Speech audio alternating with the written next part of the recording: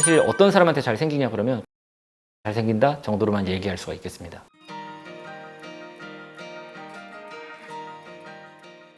안녕하십니까. 저는 서울본 정형외과의 임승빈 원장입니다. 통풍이라는 거를 딱 그냥 글자 그대로 해석하면요, 바람이 닿아도 아플 정도라는 뜻입니다. 실제 정의를 좀 풀어서 말씀을 드리자면 우리 몸에 있는 성분 중에 요산이라는 성분이 있고요, 요산이 피 속에 많이 올라간 거를 고요산 혈증이라고 합니다. 고요산 혈증을 가지고 있는 사람이 특정 관절이 아플 때 그 관절에서 관절액을 뽑아서 성분 검사를 했더니 요산 결정이 나온다면 그거를 통풍이라고 합니다. 한마디로 말하면 젊은 남자라고 말할 수 있습니다. 여성분들이 와서 어딘가를 많이 아픈데 통풍 아니냐라고 물어보시면 저는 그냥 단언해서 통풍 아닐 거라고 말씀을 드리는데, 거의 99.7%? 뭐 거의 100%에 가까운 수치가 남자한테만 생긴다고 합니다. 저도 의사 생활하면서 수백 명, 수천 명의 남자 통풍 환자들을 진료를 한 것 같지만 여성분은 아직 의사 생활하면서 한 명도 못 봤거든요. 그러니까 일단 남자분들한테 잘 생긴다고 볼 수가 있고요. 그리고 나머지는 사실 뚜렷하게 말하기가 좀 어렵습니다. 일단 청소년기에 생기는 경우는 굉장히 드물고요. 젊거나 아니면 조금 더 연세가 있거나 누구든 상관없이 통풍이 잘 생길 수 있습니다. 그리고 환자가 생각하는 원인 없이, 예를 들면 뭐 다치지도 않았고 무리해서 일을 하지도 않았고 그냥 자고 일어났더니 심하게 아프다, 이런 식으로 말할 때 통풍으로 진단된 경우가 많기 때문에 사실 어떤 사람한테 잘 생기냐 그러면 그냥 남자들한테 잘 생긴다 정도로만 얘기할 수가 있겠습니다.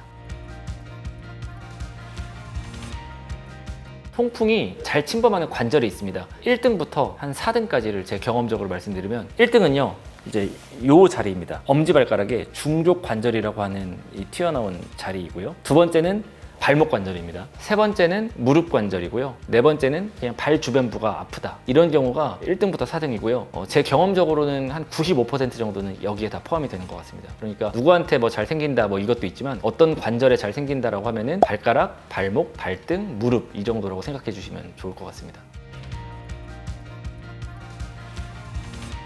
통풍을 확실하게 진단하는 확진 검사가 있습니다. 확진은 일단 관절에 있는 관절액을 뽑아야 됩니다. 예를 들어서 무릎 관절에 통풍이 온 것 같다, 그러면 무릎 관절에서 바늘을 찔러서 관절액을 뽑아야 되고요. 그 관절액을 현미경으로 분석해야 됩니다. 편광 현미경이라고 하는 걸로 분석을 했을 때 거기에서 요산 결정이 나온다면은 통풍으로 확진이 됩니다. 근데 이건 어디까지나 확진이고요. 실제로 확진을 하기는 좀 어렵습니다. 일단 환자분들한테 통풍인 것 같으니 바늘을 찔러서 관절액을 뽑자라고 말했을 때 그거에 동의할 수 있는 환자분들이 일단 많지가 않을 거고요. 현미경 장비를 갖춘 병원이 대학병원이 아니라면 거의 없다고 보셔도 됩니다. 그러니까 확진법이 분명히 존재를 하지만 확진을 하기 위해서 시도를 하기가 쉽지 않고요. 그래서 진단을 하기 위한 검사가 피검사입니다. 우리 몸에 이제 통풍이라는 건 일단 고요산 혈증이 동반되어야 하기 때문에 피 검사를 해서 요산 수치를 분석하는 거는 얼마든지 해볼 수가 있고요. 수치로 말씀드리면 이제 요산 수치가 우리 몸속에 7 이상일 때 고요산 혈증으로 진단을 할 수 있기 때문에 일단 피 검사를 하는 게 진단에 이제 중요한, 실제로 많이 행해지고 있는 검사다라고 보시면 되겠고요. 그리고 그거보다 더 중요한 거는 임상 증상입니다. 어쨌든 통풍을 많이 진료해 본 분들은 그냥 환자분들이 들어와서 아프다는 표현만 들어도 통풍이겠구나라는 감이 좀 잡히거든요. 이거는 뭐 제가 의사로서의 감이 있기 때문에 이제 영상을 통해서 제가 표현을 할 수는 없고요. 어쨌든 이제 통풍을 의심할 수 있는 그런 임상 증상을 의사가 직접 평가하는 게 가장 중요한 진단 기준이라고 봐도 무방할 듯합니다. 추가적으로 초음파 검사를 해서 특정 관절에 이제 요산 결정들이 침착된 거를 보는 것도 진단에 추가적으로 활용할 수 있는 도구라고 생각하시면 되겠습니다.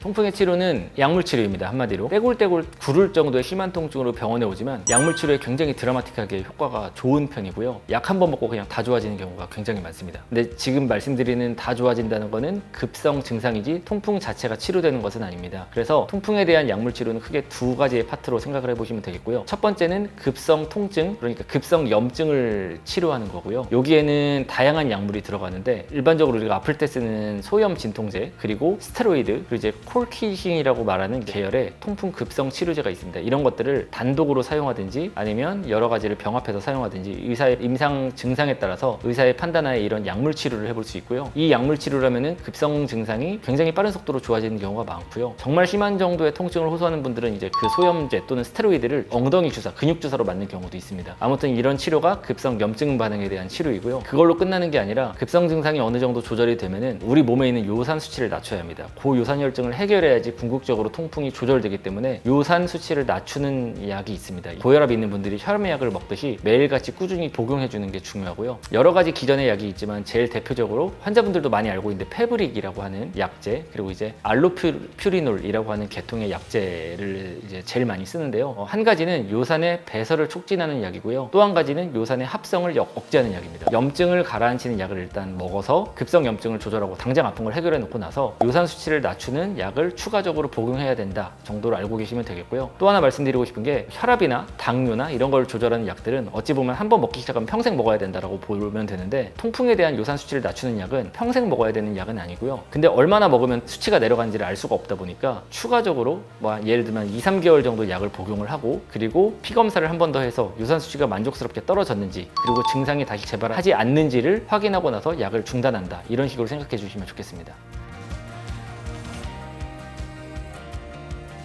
통풍의 예방, 통풍의 좋은 습관 이런 거를 네이버, 유튜브 이런 데 치면 정말 수많은 자료들이 있을 텐데, 저는 개인적으로는 환자분들한테 이 통풍을 조절하기 위해서 내 식습관이나 내 생활 패턴을 바꾸면서까지 삶의 질이 떨어져 가면서까지 그걸 관리하는 거는 굳이 할 필요 없다고 설명하는 편이거든요. 이건 사실 의학적인 얘기는 아니고 제 개인적인 생각이니까 약간 논란의 여지가 있을 수 있는데, 통풍에 대한 예방 및 관리는 저는 안 해도 된다고 생각하는 편이긴 합니다. 근데 그래도 어쨌든 간에 몇 가지 대표적인 것만 말씀드리자면, 일단 음주가 조금 연관이 큰 걸로 돼 있고요. 그 중에서도 맥주를 마시는 게 통풍에 조금 요산 수치를 올리는데 좀 안 좋다라고 알려져 있기 때문에, 음주를 좋아하는 분들 술 마시지 마세요 이렇게 말하는 건 사실 큰 의미가 없다고 생각하고, 맥주보다는 소주나 와인 계통의 이제 주류를 좀 즐겨주셨으면 좋겠다 정도는 저도 이제 환자분들한테 권고를 하는 편이고요. 또 하나는 이제 고기를 많이 먹는 습관이 안 좋다라는 얘기가 있는데, 저는 사실 육식 습관까지 바꿔가면서 통풍 조절할 필요는 없다고 생각해서 그냥 참고 정도만 해주시면 좋겠고, 그리고 상식선인 얘기인데 체중 조절이나 이제 운동량 조절 이런 거는 어느 정도 필요하고, 실제 통풍 조절뿐만 아니라 건강 관리에도 필요하기 때문에 적절한 이제 운동 습관 및 체중 조절이 요산 수치를 낮추는 데 도움이 된다 정도는 이야기할 수 있겠습니다. 지금까지 서울본 정형외과의 임승빈 원장이었습니다. 시청해 주셔서 감사합니다.